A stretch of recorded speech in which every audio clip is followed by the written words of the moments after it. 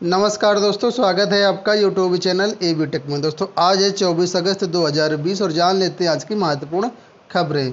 सबसे पहले बात करेंगे यूपी बोर्ड की। लिखा है क्षेत्रीय भाषाओं की हालत पतली। यूपी बोर्ड में 10वीं में एक भी आसामी, मलयालम, नेपाली में पंजीयन नहीं। दोस्तों उत्तर प्रदेश बोर्ड में यानी यूपी बोर्ड में 21 भाषाओं में एडमिशन्स होते हैं, लेकिन इस वर्ष हाई स्कूल में 21 में से 3 भाषाओं में एक भी विद्यार्थी ने अपना पंजीयन नहीं करवाया है। तो यहाँ पर ये लिखा है, इसके दो बड़े कारण हैं। पहला कारण ये है कि स्कूलों में शिक्षक नहीं है और दूसरा कारण यह है कि छात्रों का क्षेत्रीय भाषाओं में इंटरेस्ट भी कम हो गया है, क्योंकि ये जो क्षेत्रीय भाषाएं होती हैं अधिकतर उस एरिया में ज़्यादा लोग लेते हैं जहाँ पर क्षेत्रीय भाषाएं बोली जाती हैं, लेकिन यूपी में ऐसी इन भाषाओं को मुझे लगता है शायद ही कोई यूज करता होगा।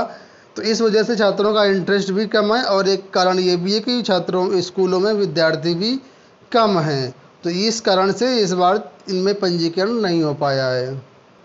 नई शिक्षा नीति 2020 को लेकर के बात कर लेते हैं। लिखा शिक्षा मंत्रालय ने एनईपी के क्रियान्वयन को सुझाव मांगे हैं।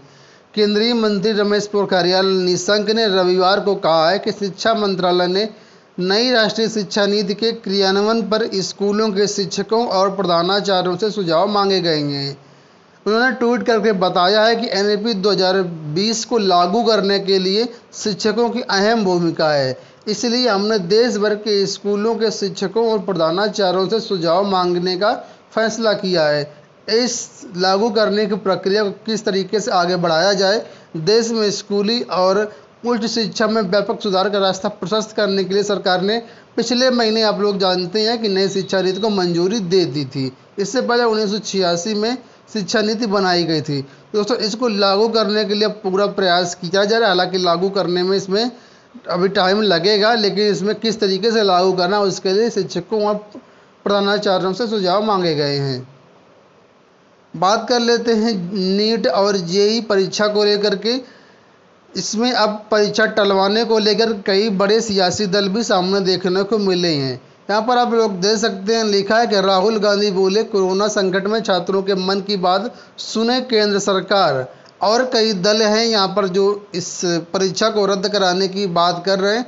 इससे पहले एनडीए की भागीदार लोजपा के अलावा राजद और आप भी परीक्षा टलवाने की मांग कर चुके हैं। वहीं पर विभिन्न छात्रों ने भी सोशल मीडिया पर परीक्षा टलवाने के लिए अभियान चलाया हुआ है। 25 अगस्त के बाद दोस्तों इस परीक्षाओं पर फैसला लिया जाएगा। लिखा है कि 25 अगस्त के बाद बैठक हो रही है, इसमें कोरोना के देखते हुए परीक्षा पर कोई फैसला लिया जा सकता है। सितंबर में ये परीक्षाएं होनी है। वहीं पर दोस्तों प्रयागराज में बहुत से ऐसे छात्र हैं जो भूख हड़ताल पर बैठे हैं। हालांकि संख्या तो ये कम ही है, लेकिन कुछ लोग ऐसे हैं जो अपना सोशल मीडिया पर एक्टिव हैं और सोशल मीडिया के सहारे अपना परीक्षा का विरोध कर रहे हैं। कुछ डायरेक्ट वहाँ पर बैठ कर रहे हैं। तो लिखा है परीक्षा के विरोध में कुलपति कार्यालय पर भूख हड़ताल। आप लोग जानते हैं ग्रेजुएशन की फाइनल ईयर की परीक्षाएं होनी, जबकि फर्स्ट ईयर और सेकेंड ईयर के छात्रों को प्रमोट किया जाना सी यूजीसी की गाइडलाइंस हैं।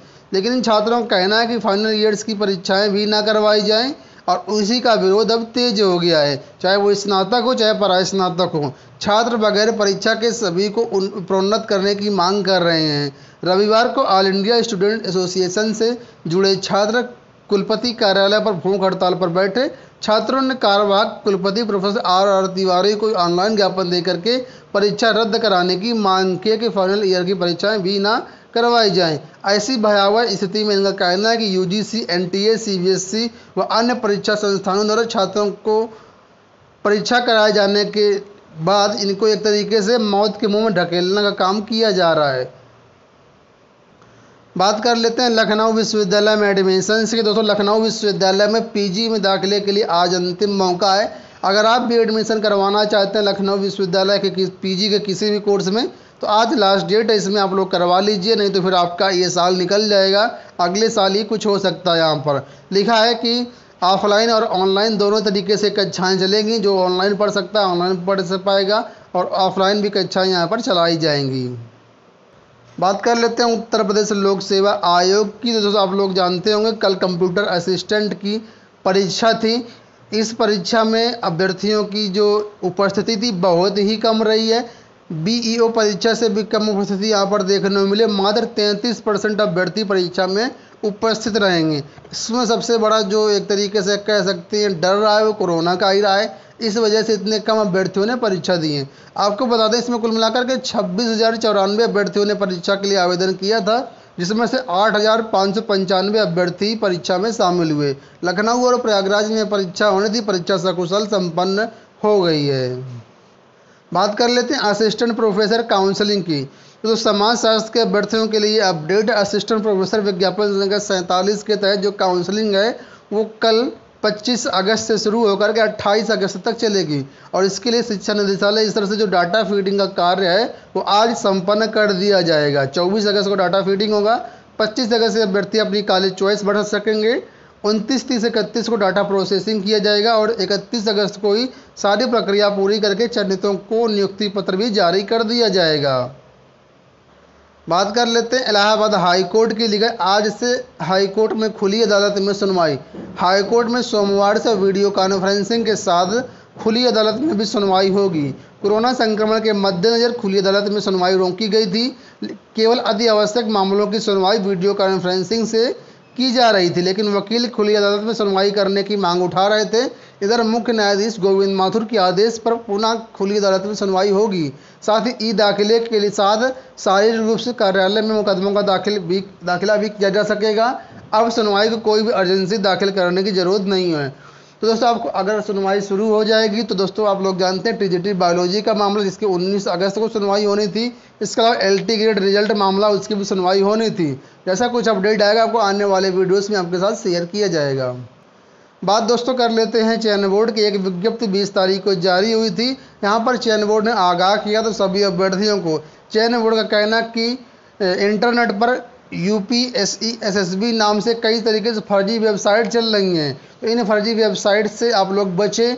बचना कैसे है, जब भी आप लोग यूपीएससी की वेबसाइट खोलें तो देख लें कि ये यूआरएल है या नहीं है। यही यूपीएससी का ऑफिशियल साइट का यूआरएल है http://upsessb.org।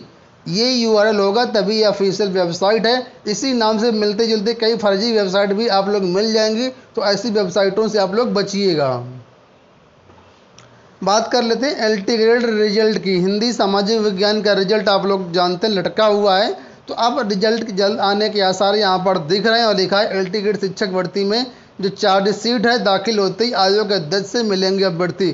कुछ दिन पहले जब अभ्यर्थी लोक सेवा आयोग गए थे तो लोक सेवा आयोग के अध्यक्ष ने कहा था कि जब तक चार्जशीट दाखिल नहीं हो जाती है तब तक एलटी ग्रेड हिंदी सामाजिक विज्ञान का रिजल्ट नहीं आएगा। तो अब दोस्तों यहाँ पर जो अपडेट आई है उस अपडेट के मुताबिक इसी हफ्ते आपकी चार्जशीट दाखिल हो जाएगी और आपका रिजल्ट की प्रक्रिया आगे शुरू हो जाएगी। अगर रिजल्ट की प्रक्रिया आगे शुरू नहीं होती है तो इनका अभ्यर्थियों का कहना है कि जो वो लोक सेवा आयोग के अध्यक्ष से मिलेंगे और इसके लिए धरना प्रदर्शन भी करेंगे। और जैसा होगा अपडेट एलटी ग्रेड का आपको आने वाले वीडियोस में दिया जाएगा। विकी खान के अनुसार ये कहा गया है कि 17 अगस्त को एसटीएफ की 4 सदस्यीय टीम पश्चिम बंगाल के लिए रवाना हो गई थी और वहां आसनसोल, मेदिनीपुर, कोलकाता में 3 अभियुक्तों के खिलाफ कुर्की की कार्रवाई करके टीम लौट आई है। जांच अधिकारी ने अभ्यर्थियों को आश्वस्त किया था कि 25 अगस्त तक चार्जशीट दाखिल कर दी जाएगी। तो संभवतः आजकल का टाइम है, अगर नहीं हो पाती तो इसी हफ्ते दाखिल होने की पूरी उम्मीद है। इसके बाद अभ्यर्थी लोक सेवा आयोग के अध्यक्ष से मिलेंगे और हिंदी सामाजिक विज्ञान के रिजल्ट पर निकलवाने के लिए बात करेंगे।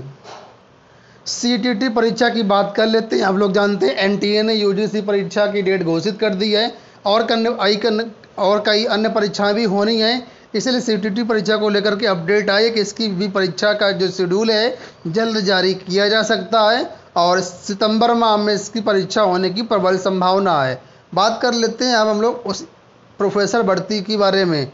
तो यहाँ पर ये भर्ती है बिहार में जो है आई हुई है। इसके लिए आवेदन 25/8/2020 से शुरू होंगे, यानी कल से 11 सितंबर तक इसमें फॉर्म भर सकते हैं आप लोग। शुल्क देख लीजिए, ज़्यादा शुल्क भी नहीं, 100 रुपये जनरल ओबीसी के लिए, एसटी 25 रुपये, बिहार डोमिसाइल के फीमेल्स के लिए 25 रुपये। यहाँ पर प्रोफेसर और एसोसिएट प्रोफेसर 2 तरीके के पद हैं, ठीक है। पीएचडी डिग्री इनमें मांगी गई प्रोफेसर पद के लिए और साथ में अन्य योग्यताएं भी आप लोग इसको देख लीजिए। इसके आवेदन फॉर्म 25 अगस्त से शुरुआत होगी ये फॉर्म हमारी वेबसाइट governmentjobcenter.com पर अवेलेबल है। वैकेंसी की संख्या कुछ इस प्रकार से है, आप जा करके फॉर्म यहाँ पर भर सकते हैं। आशा करते हैं दोस्तों पसंद आया होगा वीडियो पसंद आया तो वीडियो को लाइक और शेयर कर दीजिएगा। इसी तरह की अपडेट पाने के लिए चैनल को भी सब्सक्राइब कर लीजिएगा। धन्यवाद।